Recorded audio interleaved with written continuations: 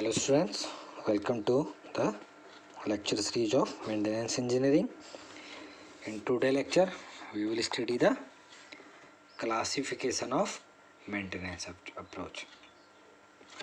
In this approach, we will study the breakdown maintenance, plant maintenance, preventive maintenance, or predictive maintenance, reliability control. Okay, so what is breakdown maintenance? As you can see in your screen that in this system the equipment is allowed to function operate till no failure occurs, that is no maintenance work is carried out in advance to prevent the failure. Okay, one type of maintenance is preventive and another type is, first one is preventive and another type is condition based preventive, or you can say that predetermined preventive maintenance. Okay, so there are mainly two types, preventive and corrective maintenance. And preventive, you can say that there is predetermined preventive maintenance, and second one is condition based preventive maintenance. Okay, after that there is breakdown maintenance. So, what is breakdown maintenance? No maintenance work is carried out in advance to prevent the failure. This approach of maintenance is ineffective and extremely expensive because there are two following factors contribute to high maintenance cost. What is the poor planning and incomplete repair? Okay, so there is limitation which are most repairs are poorly planned due to the time constraint caused by the production and plant management. So this approach focus only on repair or the symptoms of failure, not on the root cause of failure. Okay, in previous lecture we studied the function and failure faults. So this breakdown approach only on repairs or the symptoms of the failures. There is an example of bearing fail, you can take it. So the another one is corrective maintenance. Okay, corrective maintenance is the progress focused on regular planned task. So we cannot wait till the failure happens. So which approach is better, breakdown or corrective? So you can mention that corrective is better approach. How?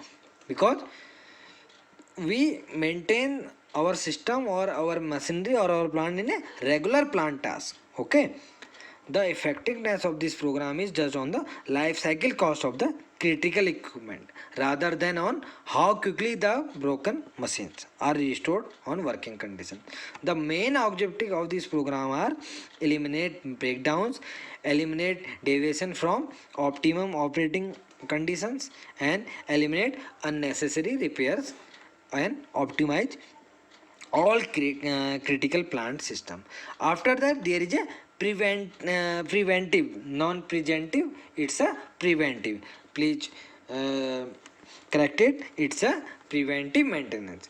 It is a maintenance program which is committed to the elimination or prevention of corrective and breakdown maintenance. Okay, and what are the benefits of preventive maintenance? In general, the cost incurred towards breakdown maintenance is usually higher than the cost incurred in preventive maintenance. So it's a huge benefit for the industry to use preventive maintenance technique. And the another benefits is it maintains the equipment in good condition to preventing them from a bigger problem or detect the problem in early stages. Okay, after that there is a predictive maintenance.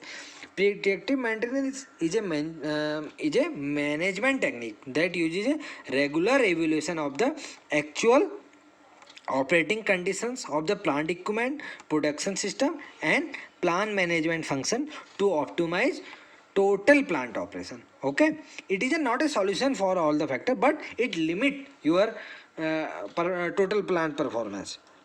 Hope you guys understand. Another one is condition based maintenance technique.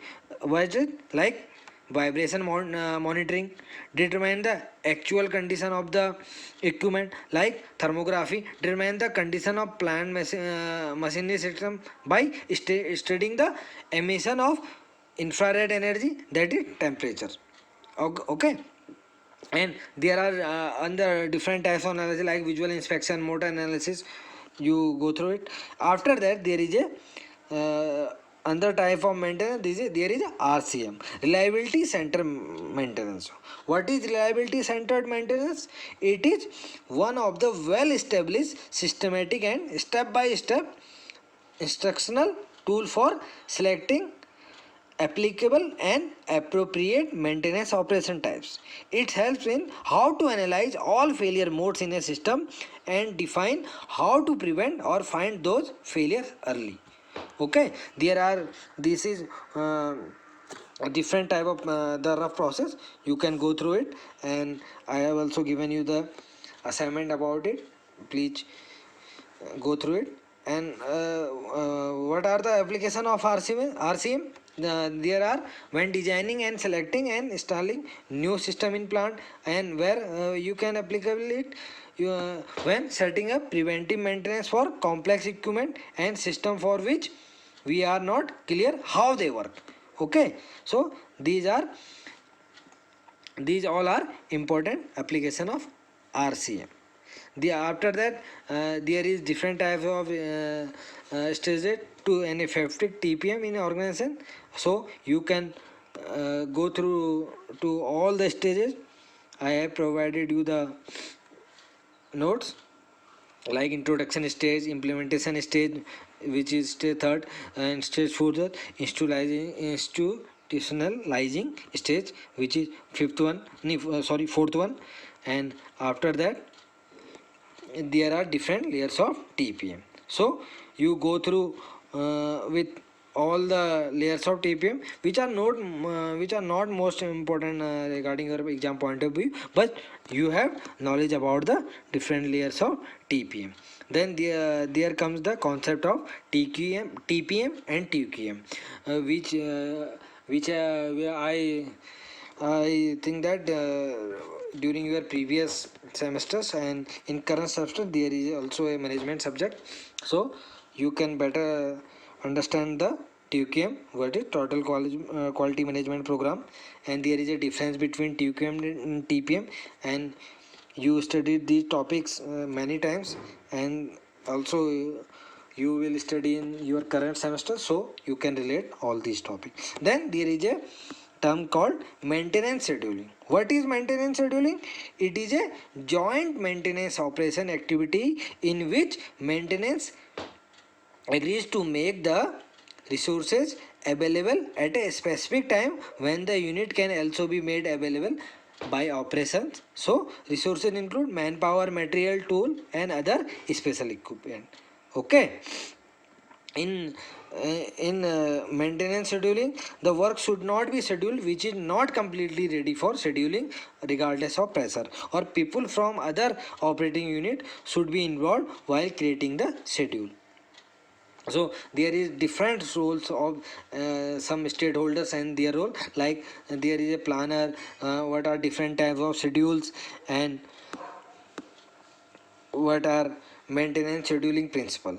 So there is a maintenance supervisor, and there is a craftsman, there is a storeroom personnel, there is operations superintendent, there is in last there is operators and different other staffs. Then there is a concept of repair. So the maintenance scheduling embraces the following activities: inspection, repair, and overhauling. So you classified it into various categories, mainly in four categories, like inspection, minor repair, medium or major repair, which you can denote it with R2, and overhauling. So you understand that there is a different types of maintenance like preventive and breakdown, and hope you can differentiate between them. After that there is different categories in maintenance activities, and there is different role of many staff and in organization level. So after that there comes a repair cycle. What is repair cycle? The repeated performance of all some of the above mentioned activities in sequence between successive overhauling is termed as repair cycle. Very important definition, student. Please go through it and try to understand it. Okay, then there is a concept of representing all these cycle in a numerical form. Okay, after that there is an important concept of lubrication.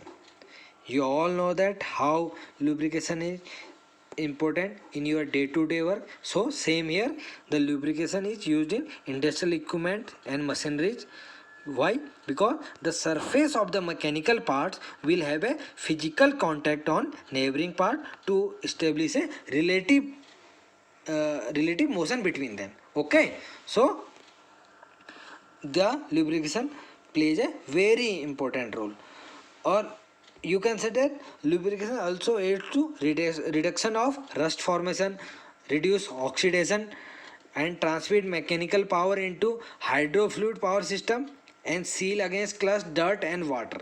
Okay, so it is very important to select the light and right lubricant. Okay, the right amount of lubricant and the correct application of the lubricant are essential to the successful performance of any bearing, because bearing lubricants serve three purposes. What are these three purposes? To first one is reducing friction by separating mating surfaces, to transfer heat with oil lubrication, or to protect from correction and with grease lubrication. Okay, so you can say that lubrication are the very important materials. After that there are lubricants.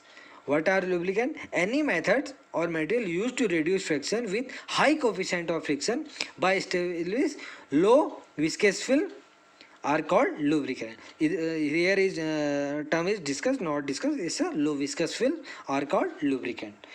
Lubricants are available in liquid, solid, and gaseous form. Solid lubricants are soap, mica, molybdenum, etc. are used for industrial application. Okay.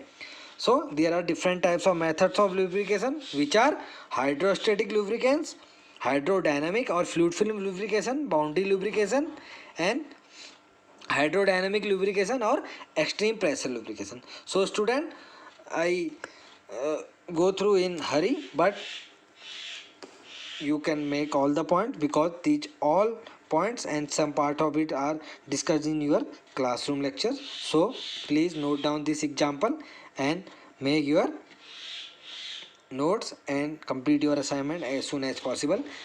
And there is different types of lubrication: hydrostatic, film, or thrust bearing.